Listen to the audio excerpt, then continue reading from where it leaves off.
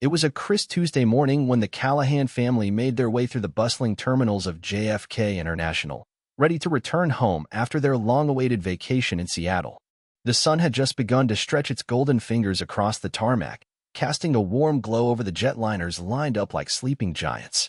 Among the sea of passengers, 12-year-old Lucas Callahan walked with the purposeful stride of someone much older, clutching a small die-cast model of a Cessna in his hand.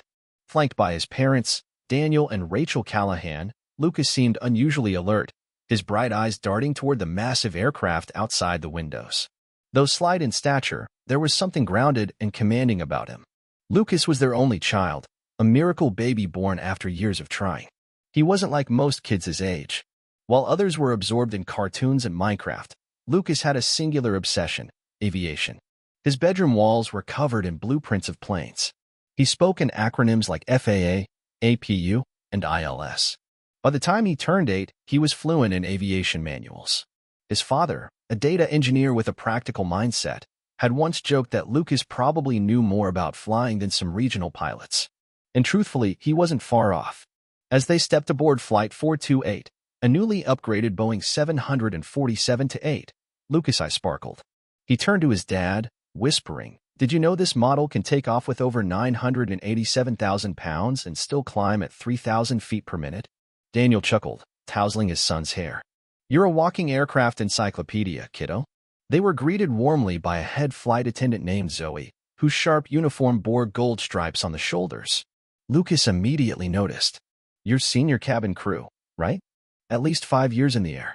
Zoe blinked, surprised. "Well, you're not wrong. How do you know that?" "Uniform details," Lucas replied matter-of-factly. "I'm going to be a pilot." Zoe smiled and said, "I have no doubt you will." Lucas beamed. The family settled into row 14. Lucas sat by the window, eyes glued to the ramp activity outside. As the engines revved and the aircraft began taxiing, Lucas narrated the process to his dad with uncanny accuracy. "That sound? GE Jinx engine spooling. Each generates over 66,000 pounds of thrust. We're gonna be airborne in less than 40 seconds.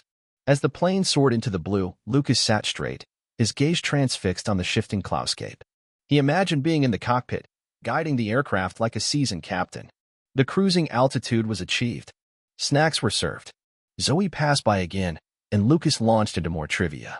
"Did you know the 747-8 has a 224-foot wingspan?" "You're making me look bad," she laughed. But just as things seemed smooth, the unexpected happened. A violent jolt knocked a drink cart sideways. Overhead bins popped open.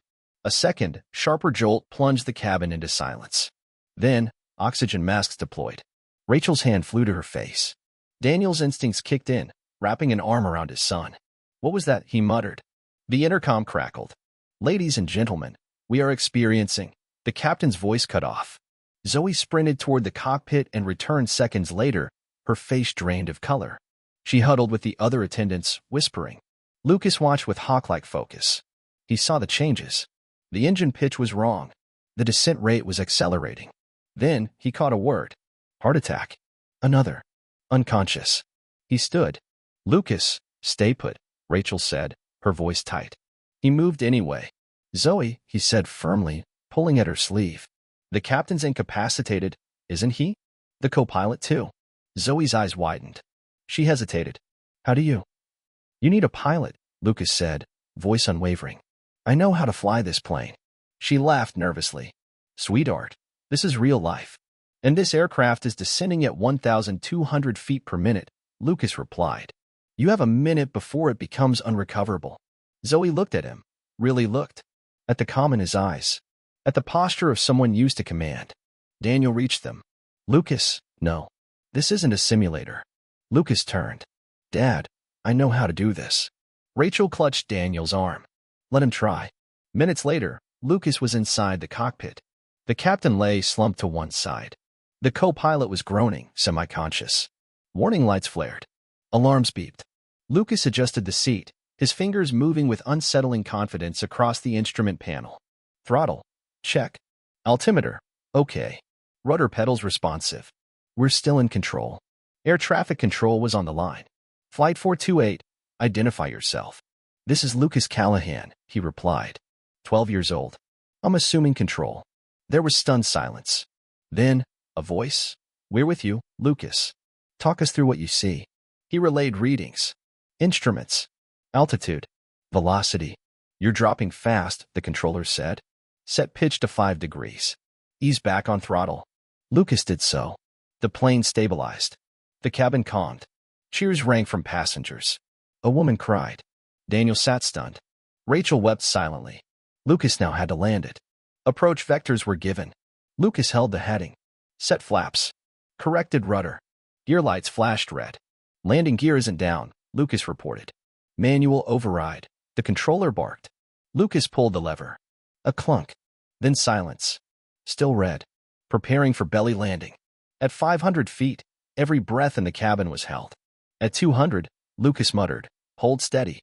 At 50 feet, he adjusted pitch, throttle, trim. The aircraft slammed down. The fuselage groaned. Sparks flew. Then silence. Then cheers. Lucas slumped, breathless. Daniel rushed in, tears streaming. "You saved us." Rachel joined, clutching her son. Zoe stood at the door, eyes shining. "They want to talk to you," she said. Lucas took the radio. "This is Lucas." "Welcome to Earth, Captain Callahan," the controller said. "You just made history." Weeks later, Lucas stood in the White House, flanked by his parents. The president placed a medal around his neck. Applause filled the room. "For bravery, intelligence, and composure beyond his years," the president said. "Lucas Callahan is a national hero." Tears streamed down Rachel's face. Daniel stood tall, pride bursting in his chest. A scholarship was offered. $500,000. A future secured. Months passed. Lucas stood at a private airstrip. Simulator ready.